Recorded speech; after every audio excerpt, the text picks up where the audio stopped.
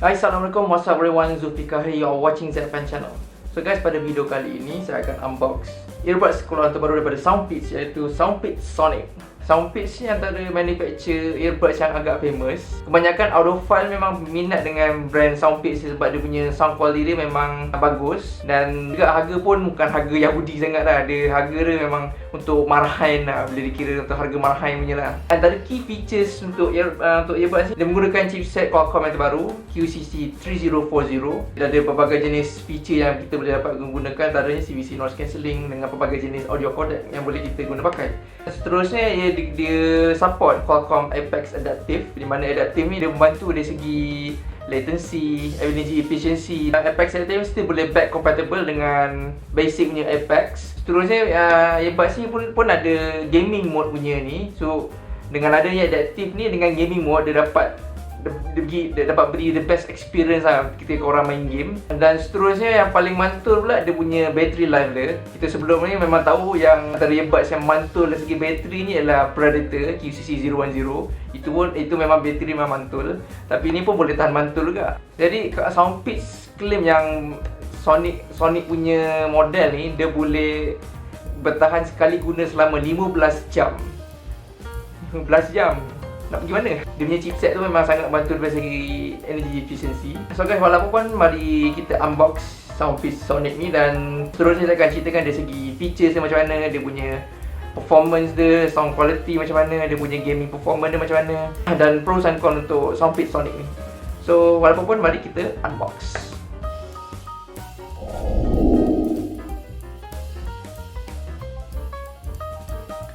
Alright guys, so ini dia packaging untuk Soundpeats Sonic, earbuds terbaru daripada Soundpeats. So di depan kita ada dia punya earbuds punya gambar, design dia. So bagi saya design ini macam ala-ala Galaxy Buds.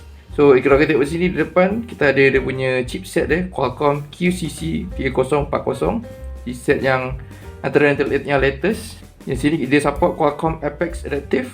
Okay, kita tengok di sebelah kiri kotak, Sounds for Urban Sports.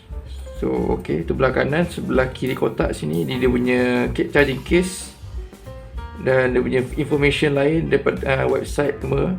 Belakang ada gambar ini, atas bawah tak ada apa.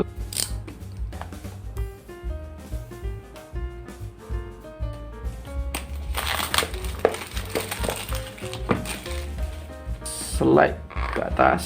Alright. Buka di sini. Dan wah, tu dia. So sini ada a few QR codes, punya social media ada. Okay, ini dia punya customer care, logo update.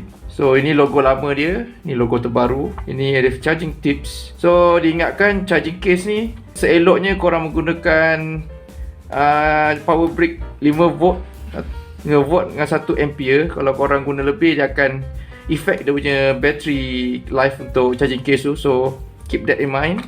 So itu dia, ini dia punya charging case serta earbuds. Okay, pada dalam kotak itu, kotak kecil ini. Dalam kotak kecil ni dia ada dia punya type C cable. So di sini extra ear tips, ada 2 set. So di bawah kotak ni ada dia punya user manual.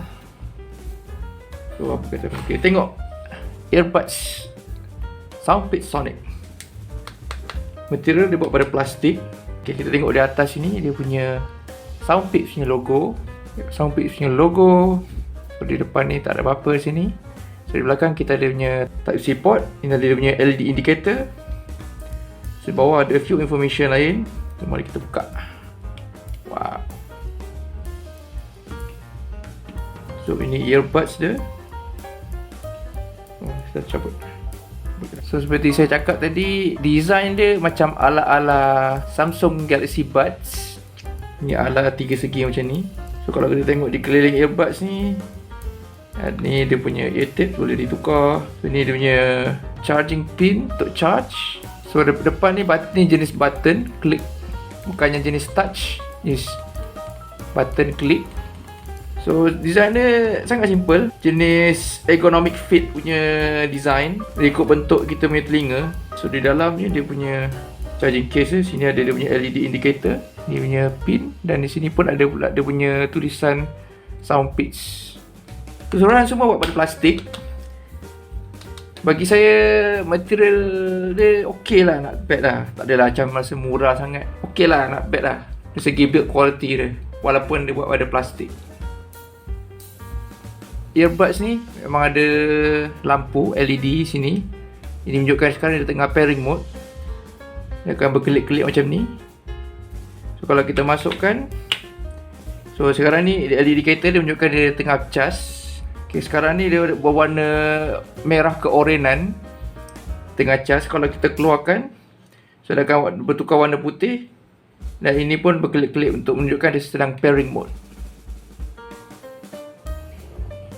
Okay guys, so mari kita pairkan Soundpeats Sonic ni dengan saya punya smartphone. Jadi untuk makluman semua, saya menggunakan Realme Narzo 20, di mana chipsetnya hanyalah MediaTek Helio G85. Saya pun tak pasti sama ada dia support Apex Adaptive ni. Dalam speknya dia support Apex yang basic saja. Kita tengok dulu macam mana. So mari kita pairkan dia dulu. So nak pairkan earbuds ni ke smartphone, kita perlu bawa keluar. Dalam pairing mode dia akan berkelip putih merah. So sekarang ni dia nampak Soundpeats Sonic.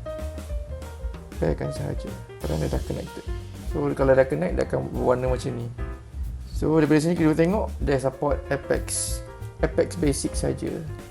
Saya pun tak pasti sama ada sekarang ni dia dah terus ke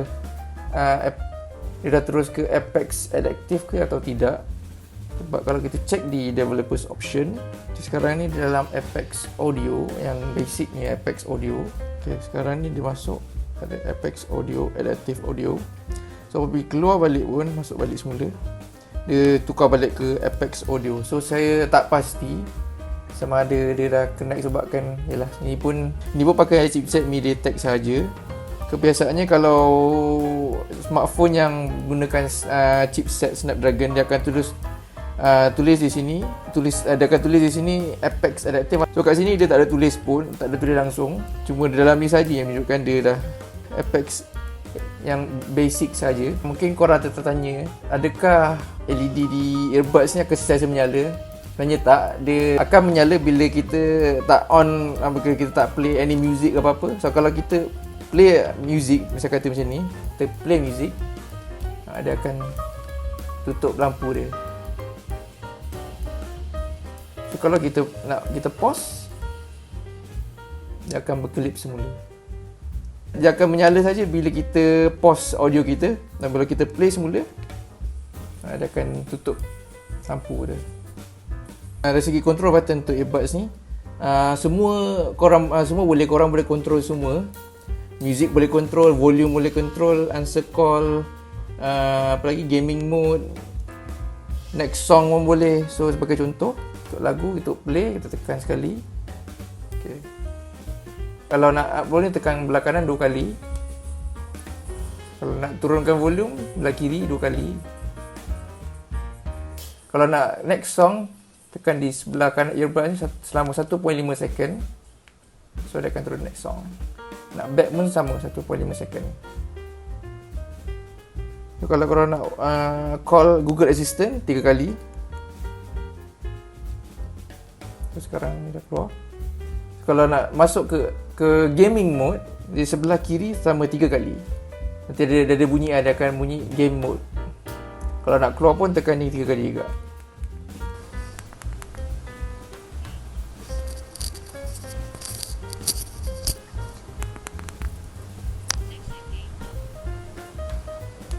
So okay guys, lepas seminggu saya menggunakan Soundpeats Sonic ni, jadi saya boleh menceritakan dari segi performance dia dan macam mana.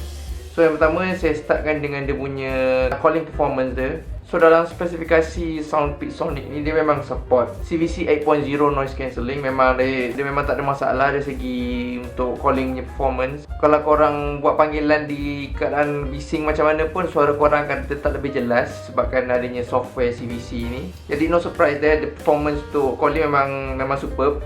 Dan korang boleh dengar mic test ni. Testing 1 2 3, testing 1 2 3. Hi guys, so this is the mic test for the Soundpeats Sonic.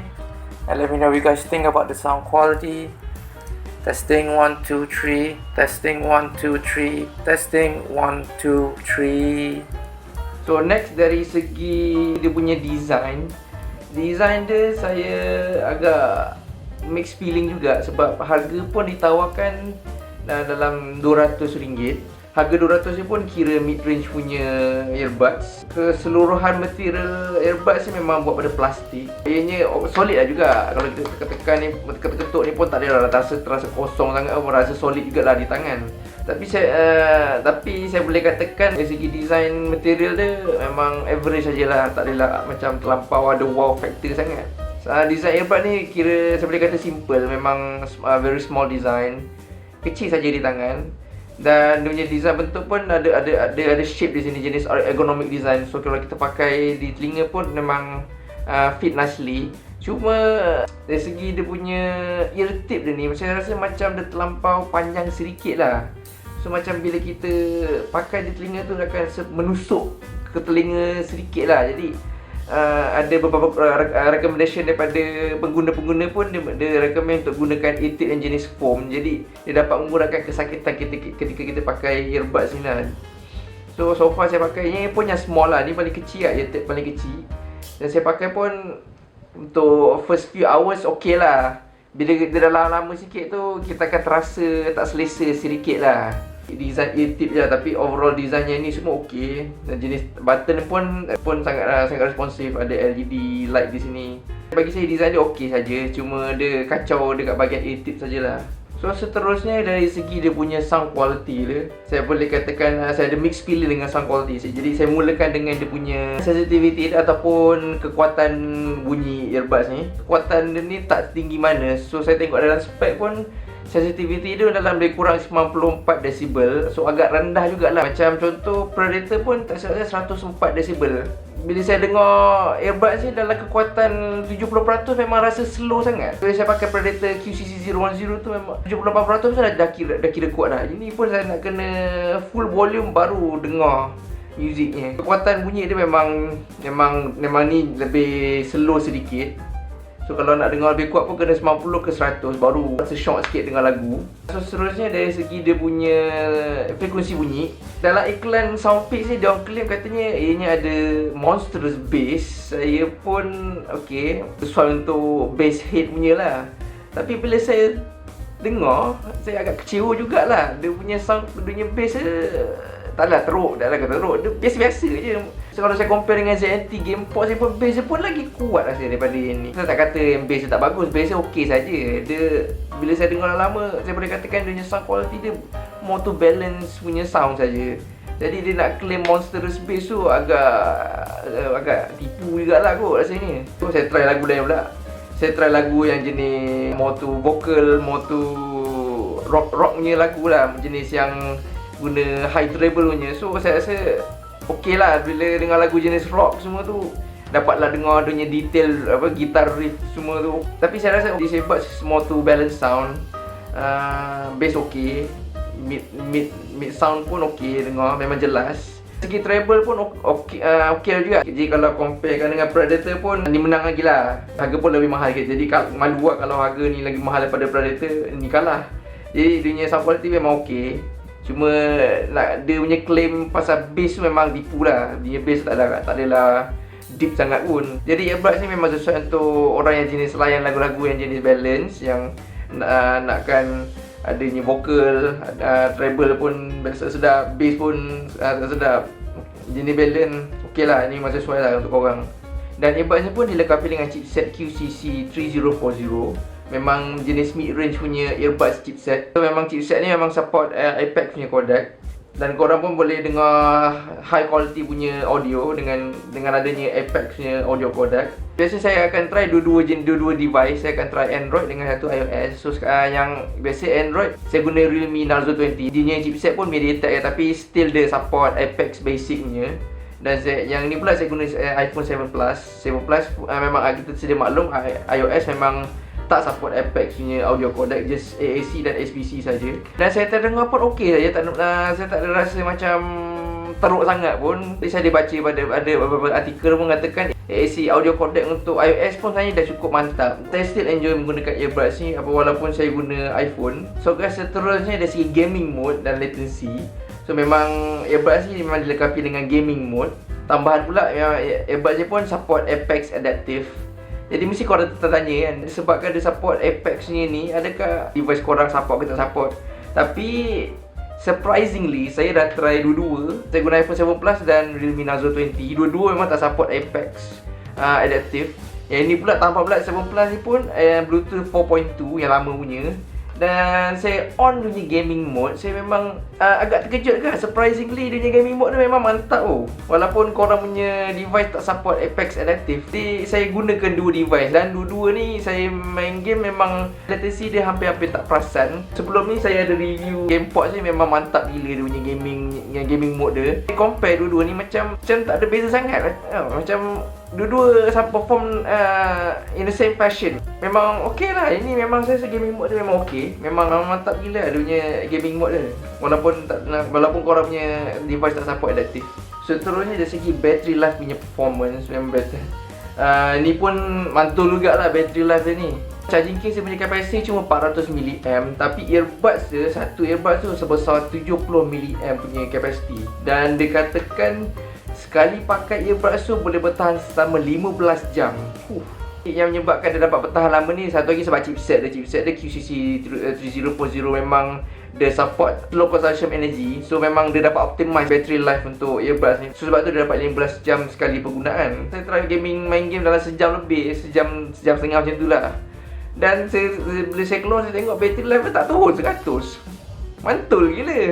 Battery life dia sebenarnya katakan memang outstanding. Memang dia boleh lawan lah dengan Predator Pro tu. Tapi Predator Pro tu mau pada charging case dia dapat tahan lama. Tapi ini charging case dia cuma 400 mAh. Dia claim dalam 2 kali charge saja kalau dah habis guna. So dalam lebih kurang 35 jam saja korang dapat gunakan. Terusnya dari segi kekurangan dia, firstly, kekurangan dia memang obviously dia punya bass dia. Dia claim katanya bass dia memang padu sangat, tapi tak padu mana pun, biasa-biasa je. So memang kalau korang jenis yang bass head, elakkanlah kot. Korang carilah earbuds yang ada bass yang padu sikit. Ini bass biasa-biasa. Tapi kalau saya dengar je, sebab saya memang jenis dengar balance punya sound. Saya memang tak ada masalah dengan ni. Seterusnya dari segi design. Secara design ni memang saya dah highlight tadi. Dia punya earbuds punya design dia tu somehow akan ada rasa kurang selesa. Bila korang pakai tu memang ada punya eartag tu macam terlampau ke dalam sangat je, macam buat kita rasa tak selesa sangat. So kalau korang jenis yang pentingkan keselesaan bila korang guna earbuds ni, boleh elakkan lah. Ataupun kalau korang nak juga try, tapi korang kena tukar eartabs yang foam tu. Dia lembut sikit lah. So dapat kurangkanlah kesakitan bila korang pakai ni. Satu lagi, saya tak tahu nak kata ni kekurangan, tapi kebiasaannya pun earbuds yang murah-murah pun ada jenis yang open lid dia dah terus connect. So macam ni dia kena cabut dulu, similar macam Predator punya model. So, saya rasa kekurangan dia lah, sebab harga 200 lebih takkan tak boleh letak feature tu. Tapi ini just pendapat saya lah. Saya agak keen jugalah dengan jenis convenience penggunaan earbuds ni. So okay guys, secara konklusinya saya boleh katakan earbuds ni agak berbaloi lah untuk angkat. Walaupun harga dia dalam RM200, tapi saya agak berpuas hati dari segi dia punya sound quality. Sound quality dia memang okey, memang mantap. Cuma dia bukan jenis deep bass. Dia punya bass dia okey je. Dan saya memang puas hati dengan sound quality dia. Dan seterusnya, kalau korang jenis kaki gaming, ni pun ada gaming mode. Walaupun regardless korang punya device macam mana, jenis tak support Apex Adaptive. Jadi korang jangan risau. Saya dah try dua device. Saya dah try iPhone 7 Plus dan satu lagi Realme Narzo. Memang dua-dua tak support Apex Adaptive. Dan gaming mode ni memang padu, memang mantap. Saya boleh compare dengan ZTE GamePod yang pernah saya review. Dia punya performance dia somehow memang lebih kurang lah. Memang latency dia hampir tak perasan.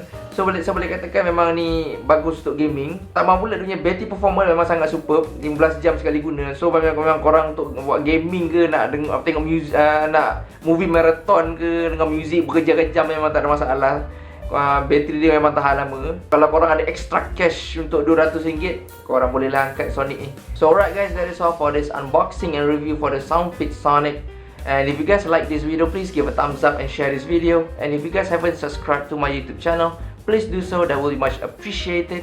And I'll see you guys in the next video.